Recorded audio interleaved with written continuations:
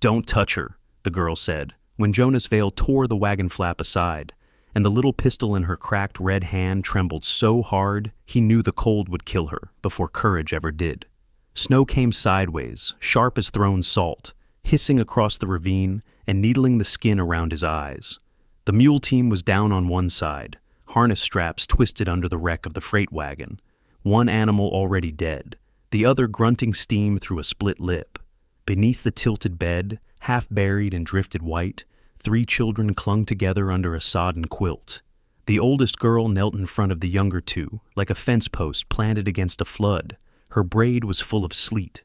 Her jaw shook, but her pistol stayed aimed at his chest. Jonas dropped his lantern into the snow, lifted both hands, and crouched low so he would not tower over them. "If I meant harm, I'd have come shooting. Put that toy down before your fingers freeze to it." "It ain't a toy." The smaller boy coughed, a dry rasp that barely rose over the moan of the wind. The youngest, a little girl in a blue coat, far too thin for mountain weather, had her face buried against the older one's shoulder. Jonas smelled wet wool, mule blood, and the sour iron stink of fear. Somewhere up the ravine, a wheel turned once against a rock and screamed. He slid closer on one knee. The girl tightened the hammer, with a thumb gone pale as tallow. His gaze flicked over them in one sweep, fast and practiced. Frost crusted the boy's lashes. The little girl's boots were missing. The oldest had wrapped strips of feed sack around her own hands and the younger girl's feet. Not panic, work. Whoever she was, she had spent the storm fighting it. "Names," Jonas said. She stared at him through flying snow. "Why?" "Because I don't carry strangers into my saddle unless I know who I'm arguing with." The answer came after a beat that felt longer than the storm itself. "Annie, that's Luke, that's May." Luke tried to sit straighter and failed. Jonas reached for him. Annie jerked the pistol up again. "I said don't touch her. I'm reaching for the boy. He won't see dawn if I don't." Jonas glanced past them at the darkening cut of the ravine. White sky, black stone, no other shelter, no time. "You can shoot me after he starts breathing better." Something shifted in her eyes then, not trust, but arithmetic. She nodded once. Jonas moved. He shrugged off his shearling coat and wrapped it around Luke first, ignoring the way the cold bit straight through his shirt. He tugged the boy free, braced him against his chest, and rubbed warmth into his back in hard circles. The child felt too light, all ribs and stubbornness. May whimpered without sound. Annie crawled after them, still guarding the pistol, still watching his hands. The wagon had not overturned by accident. Jonas saw it when he bent to free the food crate from the axle. One rear wheel had a spoke shot clean through. Splintered wood fanned outward around a black hole. Not storm damage, a bullet. He looked toward the ridge, where juniper shadows clawed at the white. The storm swallowed distance, but he knew the shape of ambush when he saw one. "Where's the driver?" he asked. Annie swallowed. Ice clung to the corner of her mouth. "He made us get down to push. Then men came out of the snow. Mr. Kester ran. One of them laughed. We heard a shot." Her voice dropped flat. "Then the mules bolted." Jonas felt an old, sour heat rise beneath his ribs. Men who hunted freight in a blizzard were either desperate or certain the storm would bury what they did. Neither kind left witnesses if they could help it. He cut the live mule loose, slapped its flank, and sent it limping downslope. Then he searched the wagon with quick hands, finding 2 sacks of beans, a broken crate of lamp oil, and a canvas satchel wedged under the seat. Annie lunged before he could open it. "That's ours." "Then hold it."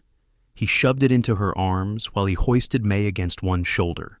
The child was frighteningly cold. Her cheek rested on his neck like a wet glove. He could feel the tiny, weak flutter of her breath. "Can you walk?" Annie rose on stiff legs. Luke tried and folded. Jonas swore under his breath, crouched, and hauled the boy onto the live side of his back while shifting May to his left arm. His knees popped. Snow hissed against his beard.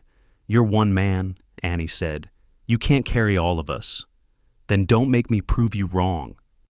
He led them uphill, away from the ravine floor, boots punching through crust to rock below.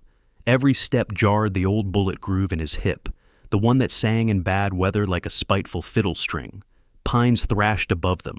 The smell of resin broke through the snow, clean and sharp. Once, a branch cracked somewhere behind, and Annie spun so fast she nearly fell. Jonas caught her elbow. "Eyes ahead! Fear behind you will break your neck faster than any man." She ripped her arm free. "You talk like you know." He did not answer. The line shack sat another half-mile along the ridge, a trapper's cube of logs he kept stocked for late runs. He had used it for lambing once, and once for hiding from the kind of memory that got louder in empty houses. Tonight its chimney would mean fire, and fire meant life if the wood was dry. If. The storm was thickening. Night already pressed at the edges of the world, turning the snow blue, then iron gray. By the time they reached the shack, Jonas's hands had gone numb, and Luke had stopped coughing. That scared him more than the coughing had. He kicked the door in with one boot and blessed the dark because the place still smelled of cedar and old ash instead of rot. He dumped kindling into the stove, struck a match with fingers that would barely answer him, and fed flame until it licked up through split pine. Heat bloomed slow as mercy. Annie knelt beside Luke at once, rubbing his arms, muttering his name near his ear. May sat wrapped in a horse blanket, too quiet, staring at the fire with huge, unblinking eyes. Jonas knelt to peel the strips from her feet. The skin beneath was white and waxy at the toes. Not dead yet. He set her heels against his belly for warmth and rubbed gently, fighting the urge to work faster than flesh allowed. The child winced, then caught his sleeve in both fists and held on. Annie had the canvas satchel open now. Inside lay a small Bible, a packet of letters tied with blue thread, and a folded document stamped with a county seal. Jonas saw her shove the papers back before he could read them. "Who are you running from?" he asked. "We ain't running. Your wagon was shot off a mountain road in a storm. That's not getting lost. That's being hunted." Luke opened his eyes at last, glassy with fever. "Mama said not to give it to Mr. Pike." Annie's head snapped toward him. Too late. Jonas knew the name. Everybody within 50 miles knew Amos Pike, freight boss, cattle buyer, church donor when people were watching, and a man whose smile never reached the part of him that counted profit. "Why would Pike want papers from children?" Jonas said. Annie's face closed tight as a latched gate. "Because they're ours." The wind hit the shack broadside. The whole wall groaned. Then, under the storm, Jonas heard something else. Faint, rhythmic, not branches, not thunder. Hoofbeats. He went still, hand lowering to the rifle beside the stove. Outside, somewhere beyond the screaming dark, a lantern glimmered once between the pines. Then another answered it lower on the ridge. Someone had found their trail. Jonas pinched the stove wick low until the shack fell into a red, breathing dark, then crossed to the window and scraped a finger's width through the frost on the glass. 3 lights moved among the trees, not travelers searching for shelter, too steady, too careful. Riders who wanted the house before the house knew they were there. "Take May and get under the bunk," he said. Annie did not move. "Who is it?" "Men who ride straighter in a storm than honest folks do. Go." She hesitated only long enough to snatch the satchel and the pistol. Then she dragged May toward the far corner. Luke tried to rise. Jonas pushed him back down with one palm, not ungentle. The boy's skin burned under the cold. Jonas unhooked the rifle from its pegs and checked the chamber by feel. 2 shells. His revolver made 5 more, enough to warn, not enough to wage war. "Hello, the shack!" Jonas knew that drawl. Silas Dunn, Amos Pike's foreman, big shoulders, bad teeth, and a habit of taking orders like they were permission. "Storm's mean tonight," Silas called. "You got room for riders?" Jonas stepped close to the door and kept the bar set. "Depends who asks." A chuckle answered him. "Neighborly as ever, Vale. Mr. Pike searching for children taken from his wagon, 3 of them, frightened. Might have been misled by some stranger." Annie's breath caught behind him. Jonas did not turn. "Ain't seen any children," he said. Silence. Then another voice, smoother, colder. Amos Pike himself. "I dislike lying in weather like this, Jonas. Men freeze with falsehood in their mouths." Jonas pictured him under a black slicker. Hat brim edged with white, eyes half-lidded like a snake warmed on stone. "Then speak truth someplace warmer," Jonas called. "My firewood is counted." The latch rattled once, testing. Jonas lifted the rifle. "Careful," Pike said softly through the boards. "You bar a door against me, folks in town may wonder why. Folks get curious when a solitary man starts hiding children." There it was, not threat alone, but stain. Hollow Creek remembered everything and understood nothing. Jonas lived above town for a reason. 7 winters earlier, his own son, Owen, had gone missing in a blizzard while Jonas rode after a doctor for his fevered wife. By dawn, both boy and wife were gone, one to snow, one to blood loss. No charge had ever been spoken against him, but grief made people superstitious. Some pitied him, some looked away. A few had decided misfortune must carry guilt inside it. Pike knew exactly where the bruise lived. "You got 10 seconds to clear my porch," Jonas said. For a moment he thought Pike might push it. Instead, the bootsteps shifted. "Morning then," Pike said. "Storm breaks. I'll come back with Deputy Lyle and proper papers. If those children are with you, you'll answer for taking them." Hoofbeats turned downhill. Lanterns drifted away like dying stars. Jonas waited until the sounds dissolved. Only then did he let the rifle muzzle fall. "He'll bring the law," Annie whispered. "He'll bring his version of it. That's worse." He relit the lamp. The yellow glow showed all 3 children staring at him, as if he held the next weather inside his mouth. Jonas crouched and fed more wood to the stove. Sparks snapped up the pipe. His hands looked older in the light, scar-crossed and blackened at the nails from years of mending iron, tack, and anything else that kept a place standing. "Show me the papers," he said. Annie clutched the satchel tighter. "Mama said not to trust men with good boots." Jonas glanced at his own cracked pair. "Then you're safe enough?" Luke gave a weak laugh that turned into coughing. Annie looked from him to May, then back to Jonas. At last she unfolded the county document across the table. It was a deed. 58 acres on Willow Draw, with water rights and a line of cottonwoods running the creek. Deeded to Eliza Warren, deceased to pass upon her death to her children, Annie, Luke, and Mary Warren. Attached beneath was a probate letter naming Amos Pike temporary trustee until the eldest child reached 16, unless another court-appointed guardian challenged the claim. "Trustee?" Jonas said. Annie slapped a bundle of letters beside it. "He said he'd keep us safe. Then Mama died and the mission burned, and he said we'd travel with his freight until the judge signed us over. We heard him tell Mr. Dunn he'd sell Willow Draw by spring. He didn't know I was under the wagon." May reached into her coat and drew out a tin whistle on a string. "Mama said this is ours too." Jonas took it. The metal was warm from her skin. A small notch had been filed near the mouthpiece, forming the shape of a willow leaf. The safe choice stood plain. At daylight he could ride the children into Hollow Creek, deliver them to the deputy, state only that he found them in the ravine, and step away before trouble stuck to him. Pike had money, signatures, and friends in church pews. Jonas had a hill cabin, a name that still carried the echo of loss, and enough peace in his lonely life to know how fragile peace was.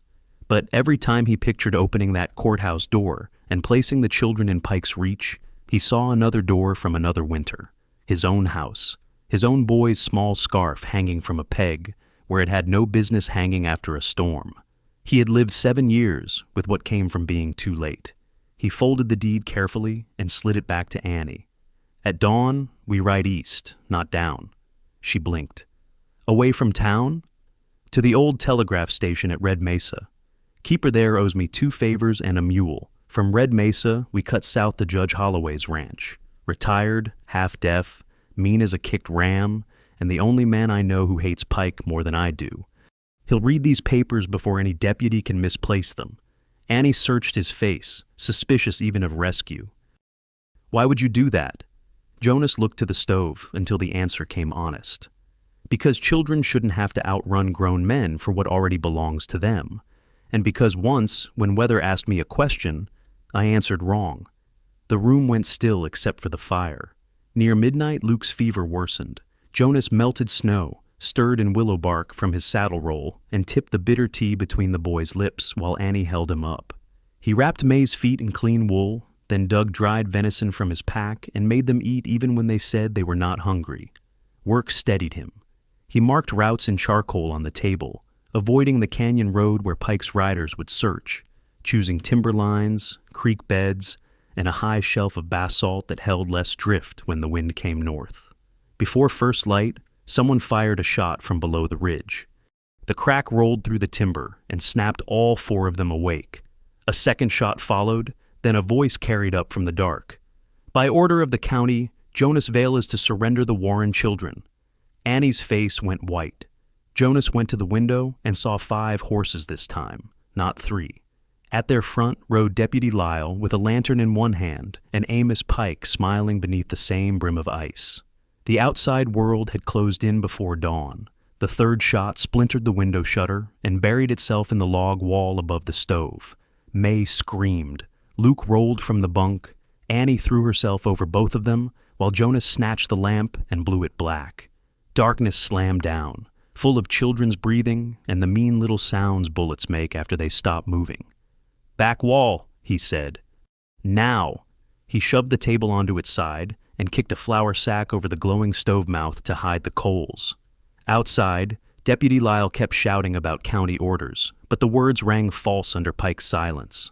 Men who came for children with papers did not start by shooting windows before sunrise. Jonas knew the shack better than they did. There was a wood hatch in the rear where he once dragged in split cedar during lambing. Snow had drifted half over it, but drift made cover if a man moved fast and low. He crouched by Annie. Her face was inches from his, pale in the dark, the pistol clutched tight against her chest. "Listen close. When I lift the hatch, you take May and crawl for the pine line. Luke goes between us. Stay in the trough where the drift runs deep. If I say run, you run and don't look back. What about you?" "I'm too ugly to carry off." She did not smile. "I won't leave you. You don't get a vote on every mercy offered in this world, girl." A boot struck the front door. The bar groaned. Jonas lifted the hatch. Snow knifed in, carrying the hard mineral smell of dawn and storm. He slid out first on his belly, rifle slung, then reached back for Luke. The boy bit his own lip to keep from crying out when Jonas pulled him through. Annie passed May into the drift, then came after with the satchel tied crosswise beneath her coat. Another kick hit the front door. Wood cracked. They crawled behind the shack, the snow up to Jonas's chest where it had banked. It burned his fingers through the gloves. Pine shadows loomed 20 yards ahead, black and close as salvation. Then a horse snorted uphill. A rider was circling wide. Jonas rolled, leveled the rifle, and fired once. The flash lit a man in a slicker just long enough for Jonas to see him pitch sideways from the saddle. The horse bolted. Shouts exploded below. Annie shoved May ahead and lunged for the tree line. Luke stumbled, fell to one knee, and would have vanished into the drift if Jonas had not caught his collar. "Run!" Jonas barked. They ran. The pines swallowed them in whipping needles and dark trunks striped by snow. Jonas knew a game trail that cut toward Dead Mule Wash, a narrow arroyo choked with juniper, where hoofed men would have to string out single file. He pushed the children that way, hearing pursuit behind them now, not hidden anymore. Pike's men crashed through brush, cursing, one of them laughing in the breathless, ugly way men laugh when fear and hunger taste alike. Dead Mule Wash opened ahead, a scar in the earth. Wind had scoured parts of it bare, leaving red stones slick as frozen meat. Jonas dropped into the wash first, then turned to help May. Annie was halfway down with Luke when a shot cracked from the ridge. Rock spit beside her head. She slipped. The satchel tore loose and skidded across the slope. Jonas saw 2 things at once, Luke tumbling after Annie toward the rocks below, and the satchel sliding toward open ground where Pike's riders would spot it. Papers or boy, proof or child. He jumped for Luke. The impact slammed pain through his hip and shoulder as he caught the boy around the ribs and twisted. They hit the wash wall together. Luke cried out once and went limp with shock, but he was alive. Above them, Annie clawed for purchase with bloody fingers while the satchel disappeared over the lip into the sage. She stared after it, horror plain as sunrise. The deed can be found. You can't be replaced. Move. Something in her face changed at that, quick and fierce, like a shutter thrown open in a storm. She slid the rest of the way down and seized May's hand. Jonas shoved Luke upright. They ran deeper into the wash. The arroyo bent twice, narrowing to a slot where basalt shoulders leaned overhead. There, Jonas stopped and handed Annie his revolver. If anyone comes through but me, you point center and pull till it clicks, understand? Her eyes widened at the weight of it. What are you doing? Buying minutes. He climbed back toward the rim with the empty rifle and a length of mule trace from his pack. At the first choke point, he strung the leather low between two scrub trunks and buried it with snow. 20 yards farther, he wedged himself behind rock and waited, breathing into his scarf until the wool tasted of iron. The first rider hit the trap at a trot. Horse and man went down together in a screaming sprawl of legs. Jonas sprang out, drove the rifle butt into the rider's temple, and dragged the man into brush before the others saw more than confusion. The second rider dismounted and fired wild into the wash wall. Stone chips stung Jonas's cheek. He answered with a thrown rock farther uphill.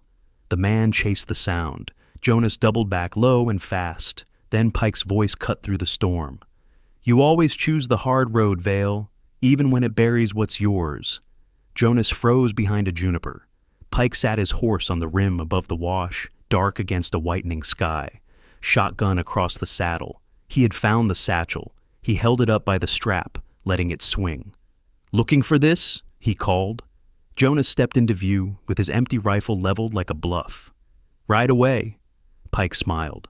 You know what I remember? Winter on the Cimarron. Supply wagon axles frozen, captain shouting. You rode for help while your sick boy lay at home. Noble thing, useful thing. Got 3 soldiers saved and your family buried. Men still talk about sacrifice as if it ain't just another name for choosing who dies. The words hit harder than the wind.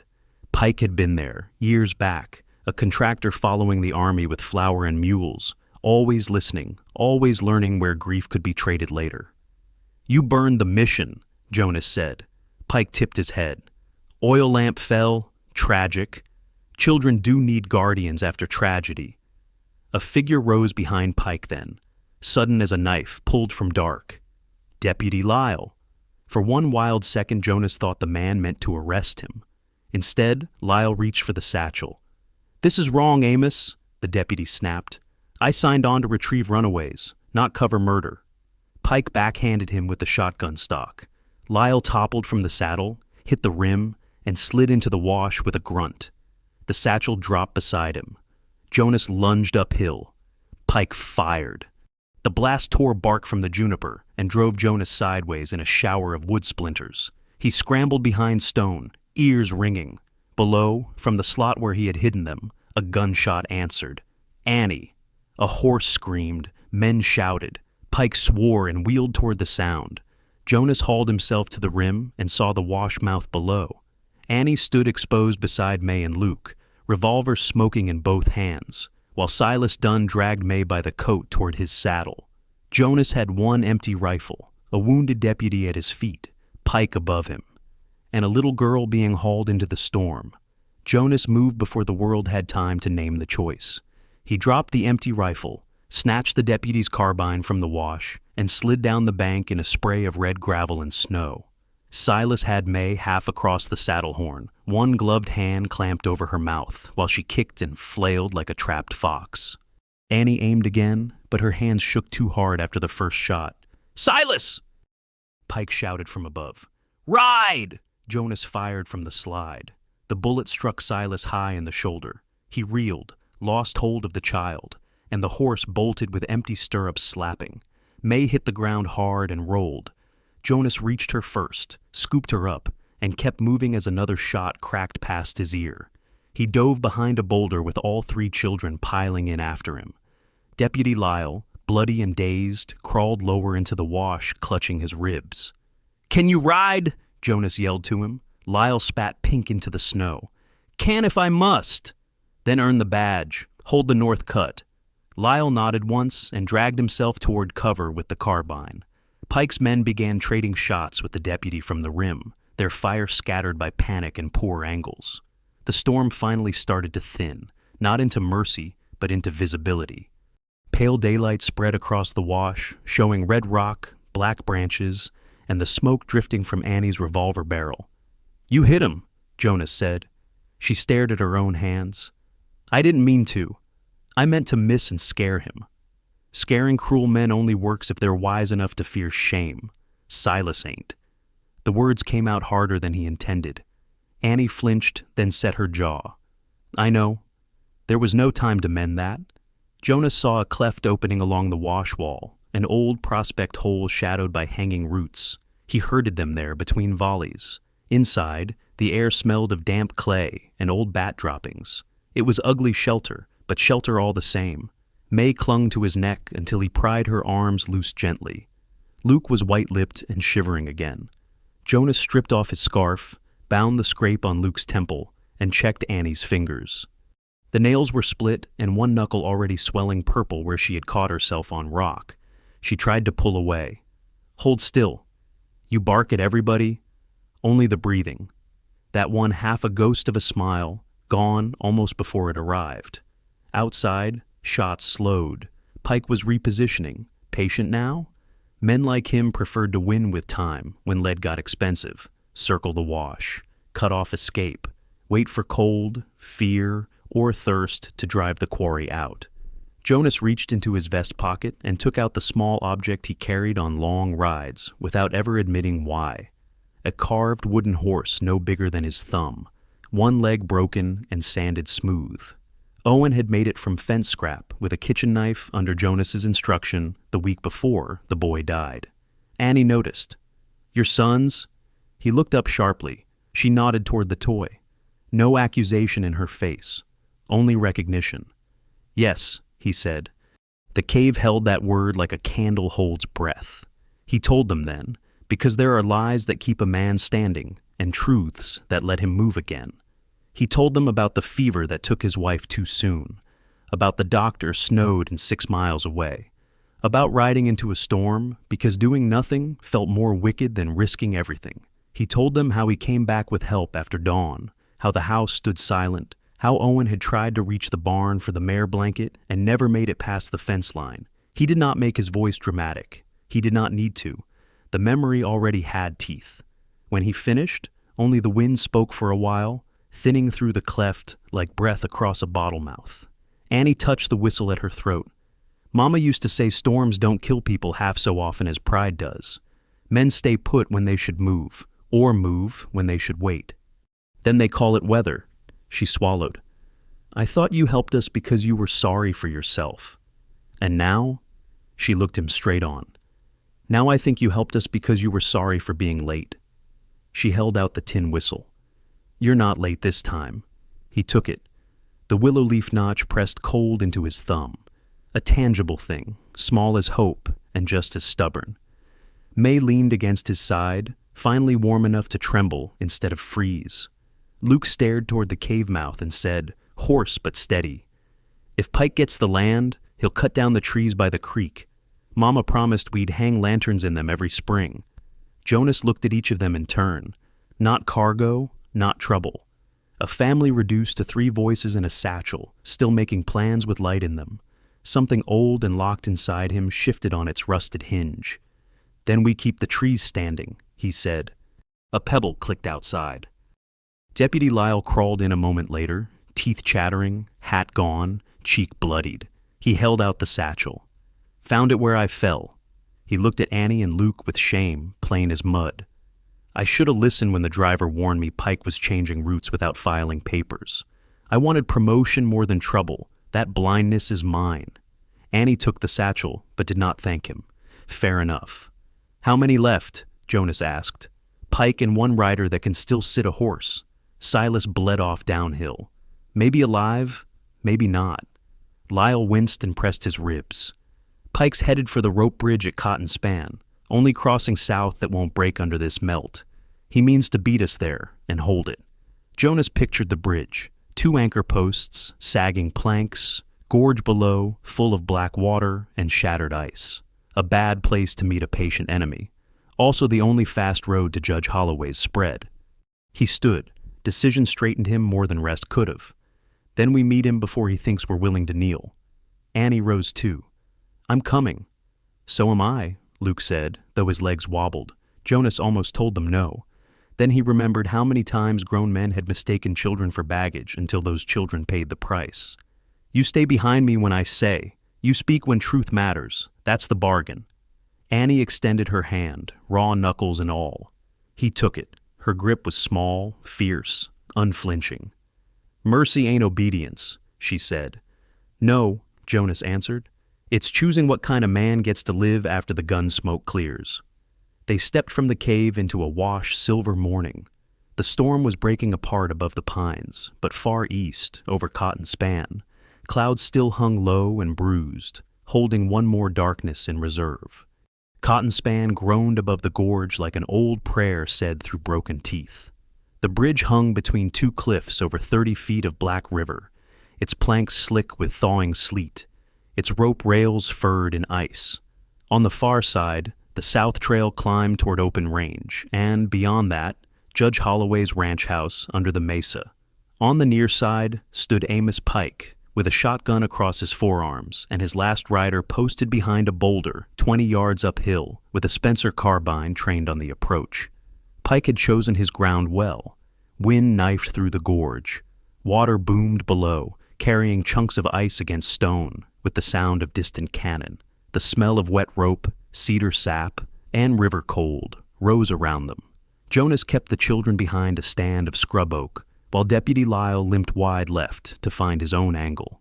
He'll kill us on the planks, Annie whispered. Only if we give him still targets, Jonas said. Then he did the last thing Pike expected. He stepped into the open without his rifle raised. Morning, Amos. Pike smiled as if he had been waiting for a business meeting. You look tired, Jonas. Storms take a piece of a man, and you've already spent most of yours. Send the children over. I may forget the rest. Jonas kept walking until he stood 10 paces from the bridge mouth. His boots ground frost into gravel. You burned the mission. You shot a wagon off the road. You aimed law at children so you could steal creek water and cottonwoods. That's a long list to forget. Allegations from a hermit, a fevered boy, and a deputy too foolish to read the room. Pike's gaze slid past him. Come now, Annie. You know I offered safety. Men like Vale don't keep families. They bury them. The cruelty of it rang across the gorge. Jonas felt it land, but he did not let it steer his hands. That was the true fight now. Not fear, not even survival, but choosing whether Pike would drag him back into the old blind rage where every answer smelled like gunpowder. Annie stepped out from cover before Jonas could stop her. Wind tore at her braid. She held the county deed high in one hand and the blue-tied letters in the other. My mama wrote to Judge Holloway before she died, she called. Her voice shook once, then steadied. She wrote that you threatened her to sign the guardianship, and that if anything happened to the mission, he was to open the letters and bring charges. Mr. Lyle has seen them. So will the judge. So will the whole town. Pike's expression changed for the first time. Not fear, something meaner. Exposure. Foolish girl, he said. His last rider fired from the boulder. Lyle answered from the slope at the same instant. Both shots cracked together. Pike's rider jerked backward off the rock and vanished from sight. Lyle slumped to one knee, hit in the arm, but alive. Pike swung the shotgun toward Annie. Jonas moved. He crossed the distance in a rush of boots and breath, knocking the barrel aside as Pike fired. The blast tore rope strands from the bridge rail in a burst of white frost and hemp fibers. They hit the planks together, shoulder to chest, sliding toward the gorge. Pike smelled of bay rum, wet wool, and the sourness of a man unused to being touched like an equal. Pike clubbed him with the shotgun stock. Light burst behind Jonas's eyes. He answered with his forehead, slamming into Pike's nose. Bone crunched. Both men staggered. The bridge swayed wildly under them, ropes whining. Below, the river pounded rock like an impatient fist. Pike drew a pistol from under his slicker. Jonas caught his wrist with both hands. They struggled chest to chest, boots skidding on ice-slick planks, breath sawing in white bursts. Pike was stronger than he looked, and mean in the close way of men who have spent years letting other people do the visible work. The pistol muzzle inched toward Jonas's ribs. You think saving strays redeems you? Pike hissed through blood. No, Jonas said. His jaw tightened. It just stops you from making more graves. He twisted hard. The pistol fired into the river.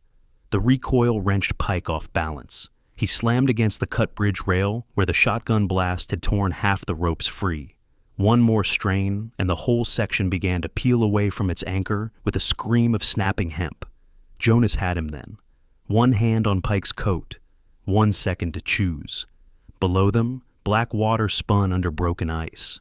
Pike saw the choice in his face and laughed blood through his teeth. Do it! Men like you only know how to bury what scares them. The old version of Jonas might have let go, might even have called it justice. Instead, he hauled Pike upward with a roar that ripped his wounded hip nearly out of its socket and threw him belly first onto the remaining planks. Mercy is not softness, he thought. Mercy is refusing to become the hand your enemy expects. Pike answered by snatching for the dropped pistol. Annie's shot rang from the bridge mouth. The bullet struck the plank inches from Pike's fingers and ricocheted into his shoulder. He cried out, rolled, and the rotten side rail gave way beneath him. Jonas grabbed again, caught only slick cloth, and Amos Pike vanished over the edge. His scream cut off where river met rock. Silence followed, huge and stunned. Then May started crying, not from fear now, but release. Luke sank to the ground, laughing and sobbing together. Deputy Lyle pressed a hand to his bleeding arm and muttered a prayer that sounded more like gratitude than piety. Jonas stood in the center of the swaying bridge, chest heaving, and looked at his empty hand where Pike's coat had slipped free. He had chosen mercy. The river had chosen the rest. That was a burden he could carry. By noon, they reached Judge Holloway's ranch with the letters, the deed, and Lyle's sworn account. The old judge read every page under a window, bright with thaw light, then sent 2 riders for the sheriff and 1 for the pastor from Hollow Creek. By sunset, the law was no longer Pike's shadow puppet. Silas Dunn was found alive enough to confess when faced with a cell and a hanging rope. The freight records prove Pike had diverted mission supplies, forged expenses, and planned the Willow Draw sale before Eliza Warren was cold in her grave. The children were not sent to an orphan rail or some distant charity house. Judge Holloway appointed Jonas temporary guardian until Annie came of age, with Lyle overseeing the legal transfer of Willow Draw back to the Warren children and the county funding repairs on the burned mission land. Jonas objected once, out of habit more than desire. Annie ended that by saying, "A roof ain't a home unless somebody stays." The judge grunted and said the matter was settled. Spring came late that year. Snow held in the north shadows while mud swallowed wagon wheels on the south road. Jonas repaired the line shack, then the house above Hollow Creek, then finally the old barn, whose empty stalls had echoed too long. Luke painted the new gate crooked and proud. May hung blue ribbons in the cottonwoods at Willow Draw because her mother had promised lanterns, and ribbons were what they had until lantern money came. Annie kept the books, learned every boundary marker, and read the blue-tide letters only once more before tying them shut forever. Years later, travelers crossing Cotton Span would point to the beam over Jonas Vale's rebuilt barn and ask about the 4 names carved there in neat, deliberate strokes. Owen, Annie, Luke, May. Some said it was a memorial, some said it was a promise. The truth sat somewhere between, as most worthy things do. On the first warm evening of spring, Jonas stood in the pasture while the children lit lanterns in the willow trees beside the creek, and the gold light swayed over the dark water like stars that had finally found a place to stay.